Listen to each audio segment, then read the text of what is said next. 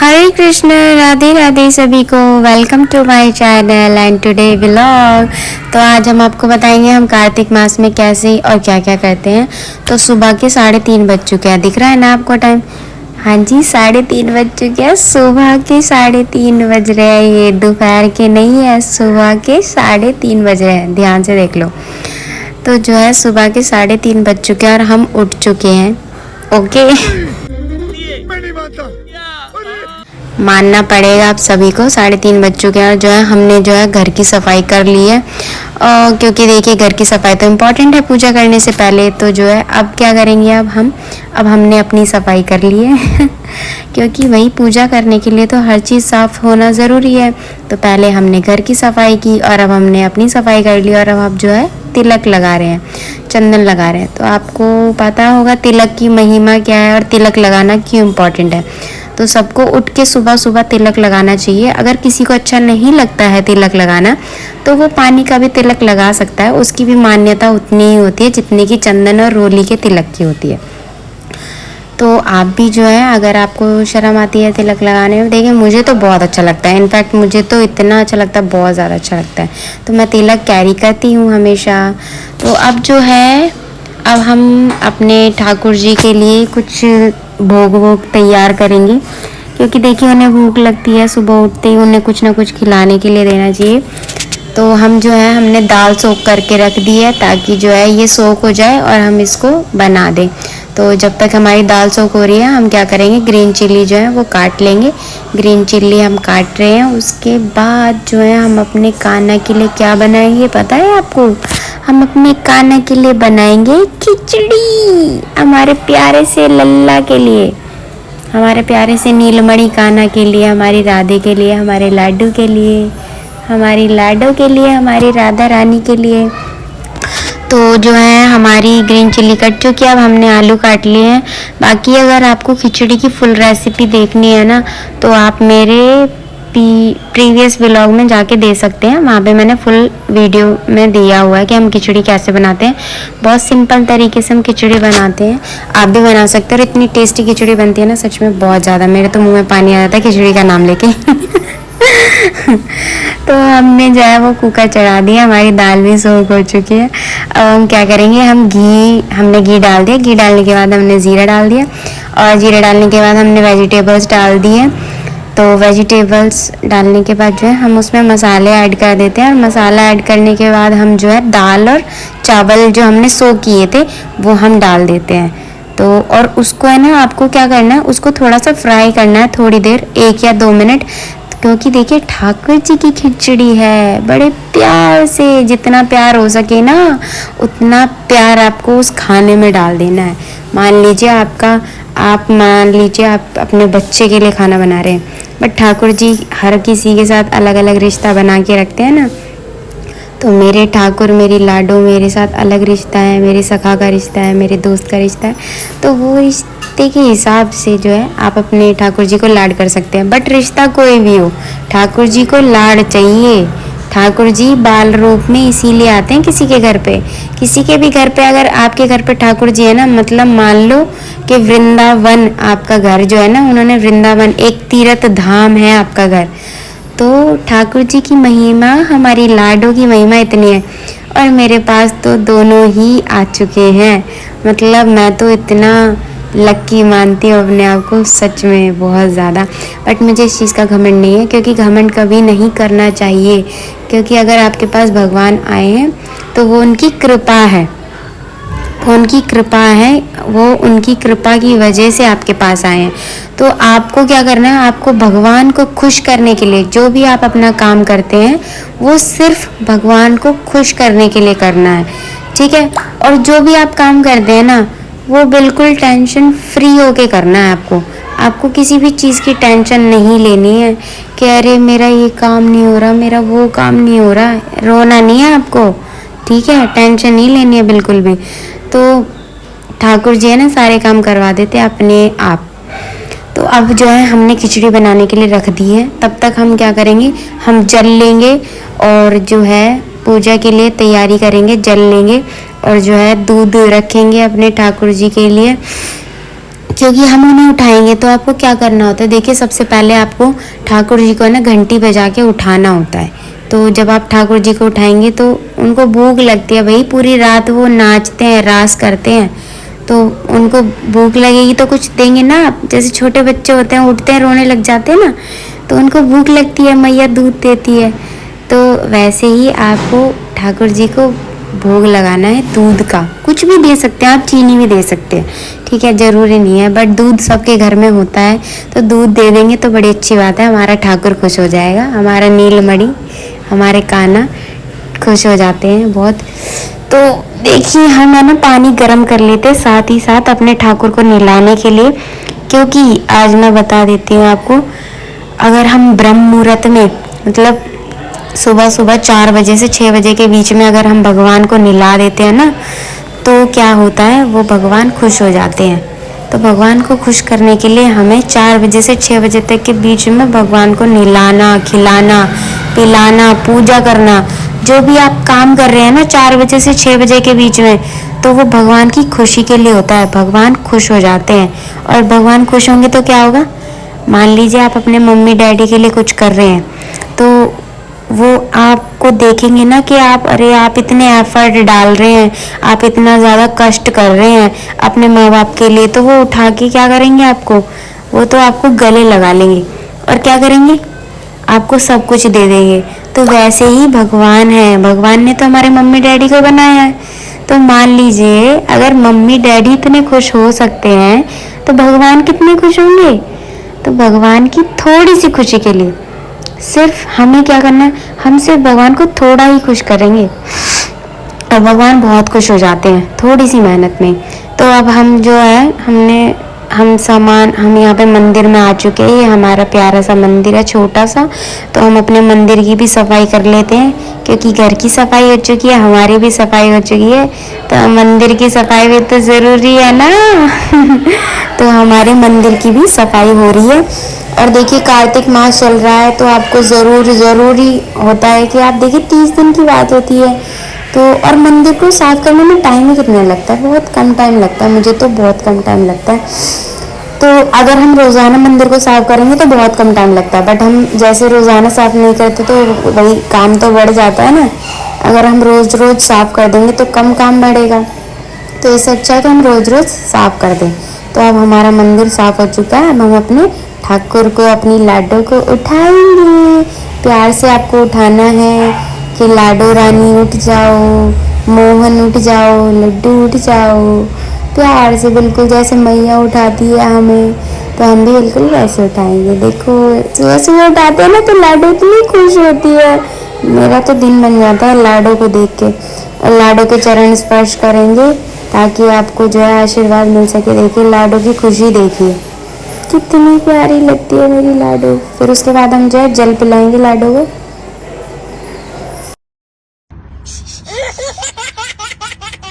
तो जल पिलाने के बाद कुछ लाडो ऐसी हो जाती है, इतनी खुश हो जाती है कि उठा के मुझे जल पिला दिया भाई। और ये हमारे केशव, हमने इन्हें भी उठा दिया और इन्हें भी जल पिला दिया, यानी पानी पिला दिया। भगवान को उठाने के बाद आपको क्या करना है, उन्हें पानी पिलाना है, फिर उन्हें दूध का भोग लगाना है, या फिर ड्राई फ्रूट्स अगर आपके पास हैं, कुछ भी आप खिला सकते हैं, उठा के उन्हें कुछ भी खिला सकते हैं।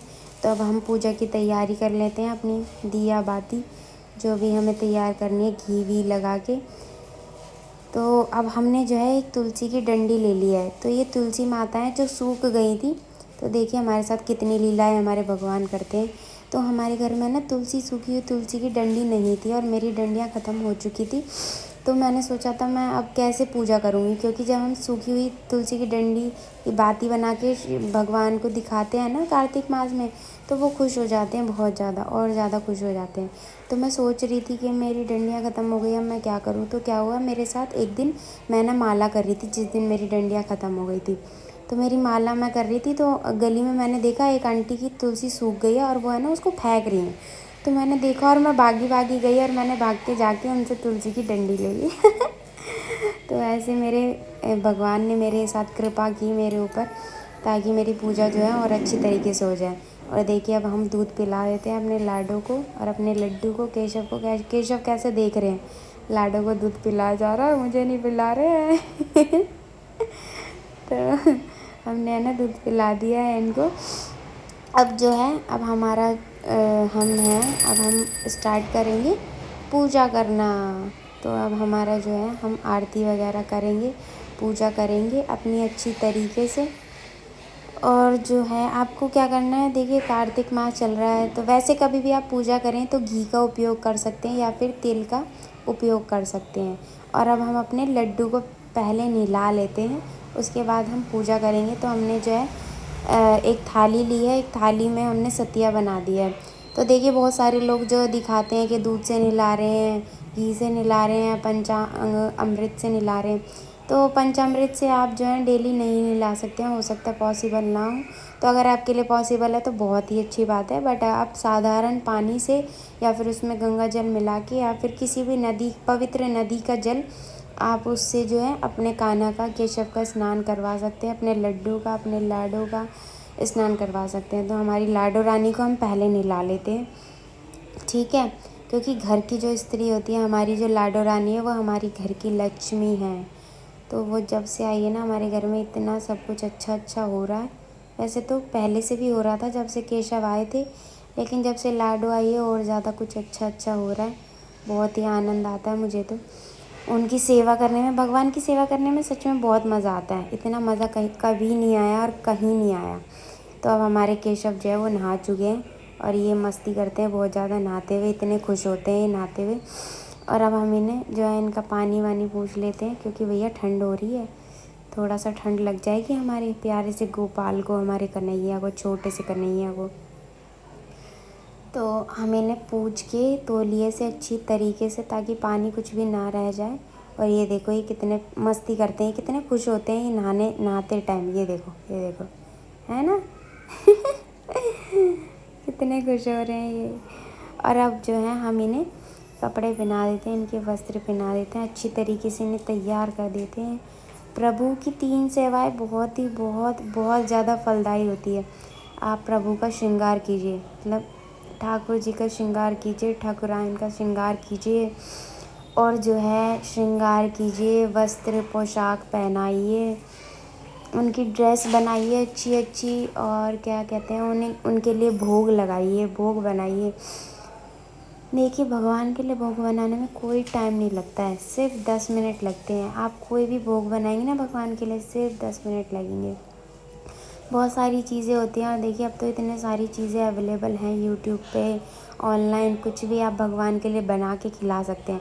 यहाँ तक कि देखिए छोटी छोटी चीज़ें तो बच्चे भी बना लेते हैं। मान लीजिए दूध हो गया, दूध को आप बहुत ज़्यादा पका लेंगे तो उसकी रबड़ी बन जाएगी, और उसका मावा बन जाएगा, उसका खोया बन जाएगा।